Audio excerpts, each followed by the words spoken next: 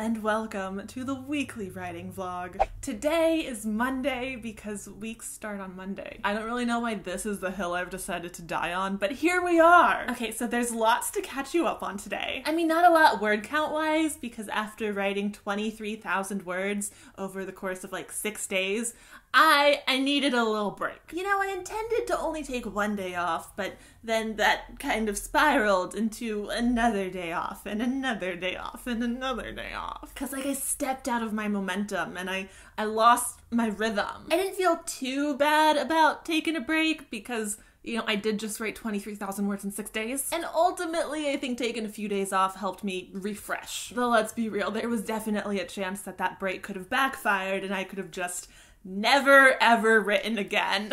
But thankfully that didn't happen. I've gotten back into the flow of things. I started working off screen, like I needed to get onto paper. I needed to start a new notebook for the story. I really needed to like track and plot out some of these storylines and to give myself a better visual of how some of these subplots weave together. So that's what I did over the weekend. My current word count is just under 24,000 words. And my new deadline that I have given myself is February 7th. You see, my birthday is on February 8th. So I think finishing the zero draft before then is exactly what I need to have a good birthday. This gives me 14 days to write about 26,000 words, which brings my word count goal down to a very reasonable 1,900 words a day. It'll make this a 3.5 week zero draft, which is slightly faster than a NaNoWriMo pace, and I'm happy with that.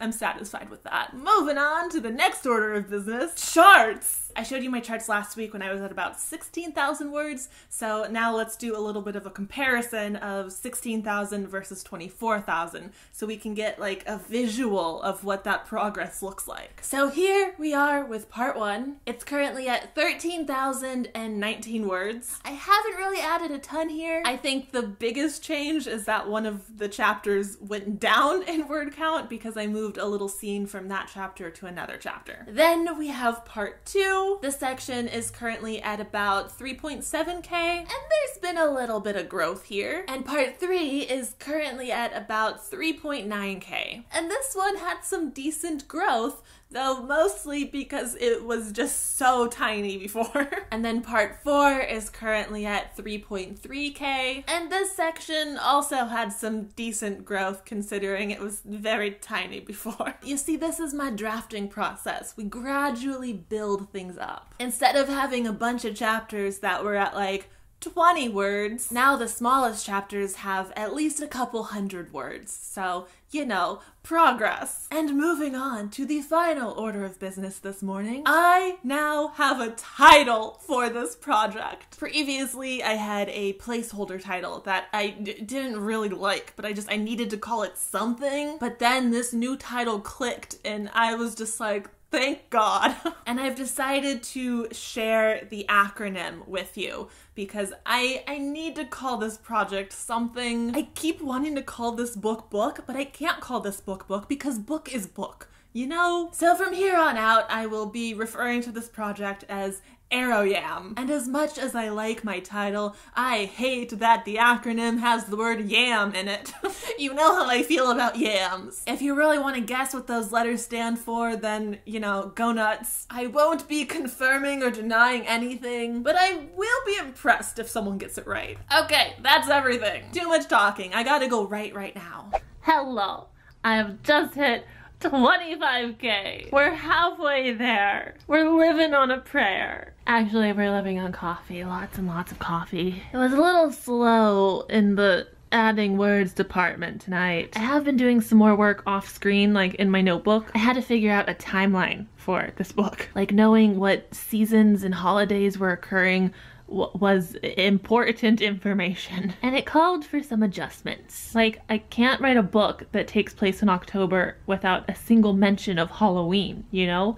That's against the law. Also, something else that I still need to do that I'm gonna put off until tomorrow, I think. I have to figure out birthdays for my characters. Currently, the story takes place from like June until November, so I need to figure out my character's sun signs so I know who has a birthday during this time period. And then at the very least, I gotta work in a mention or preferably a scene for that birthday. I might try to give them birthdays earlier in the year just so I don't have to deal with them on page. I don't know, we'll see. For now, I'm gonna celebrate 25K with a snack, and then I'm gonna write another 1,000 words to hit the goal for today. Quick update, it's almost midnight, but I got my words in for the day. Hey.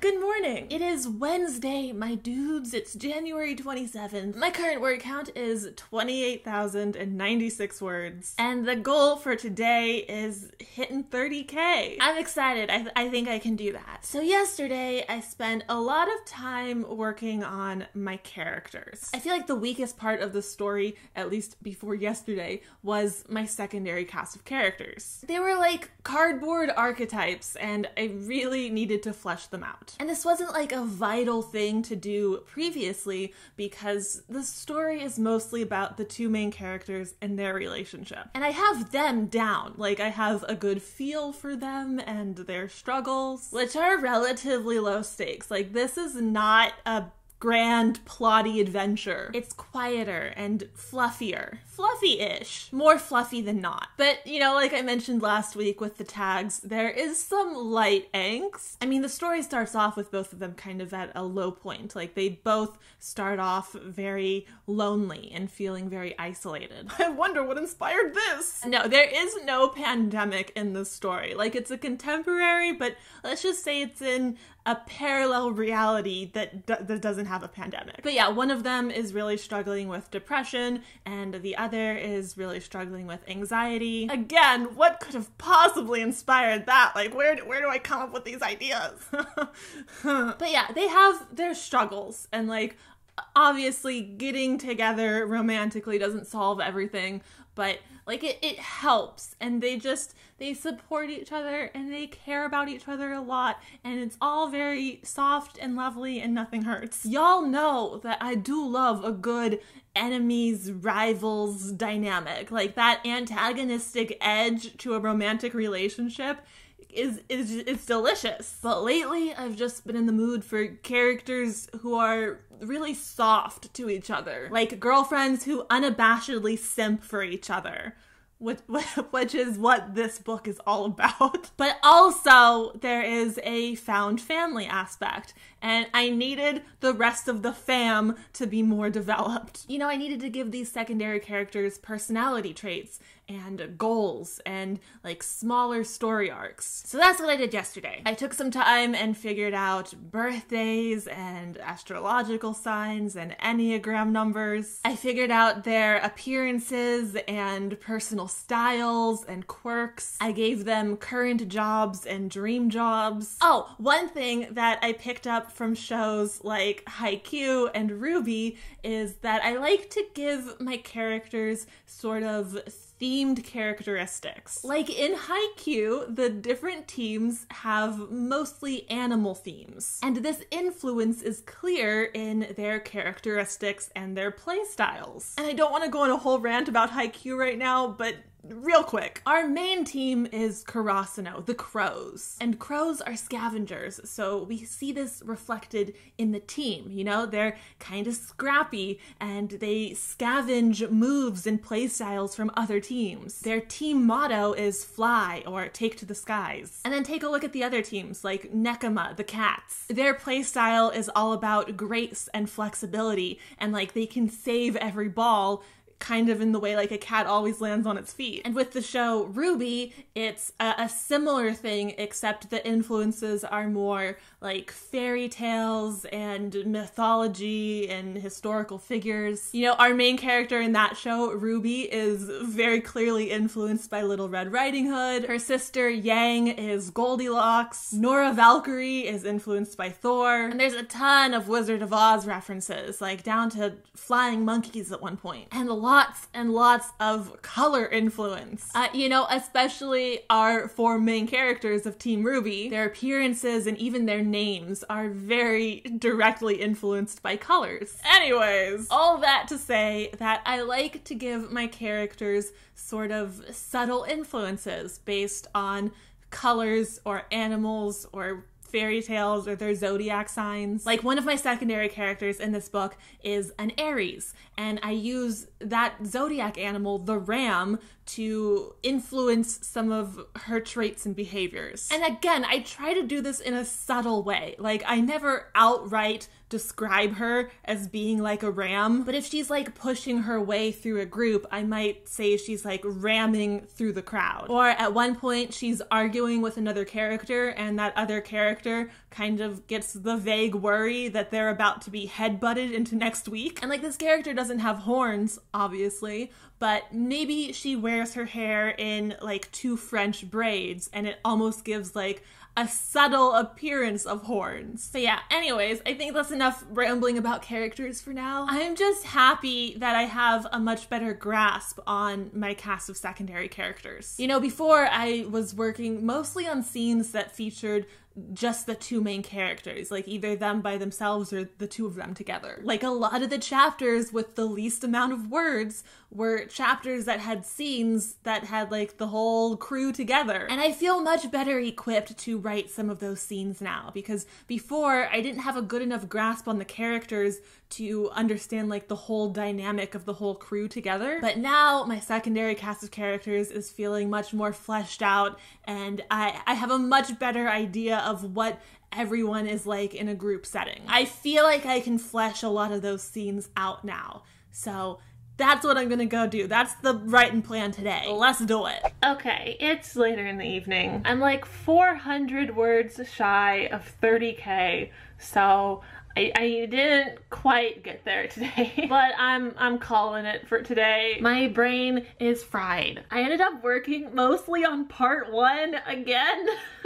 I keep going back to part 1. Part 1 is like the most solid, so I don't need to really add more there, but because it's the most solid, I keep finding myself wanting to work on it more and more and like polish it up. You know, now that I have a better grasp on the secondary characters, I wanted to go back to the beginning, to their first on-page appearances, and write them better. Because before they were just like generic cardboard archetype playing a role, but now I know who they are as people, and I feel like they deserve better introduction for their first on-page appearance.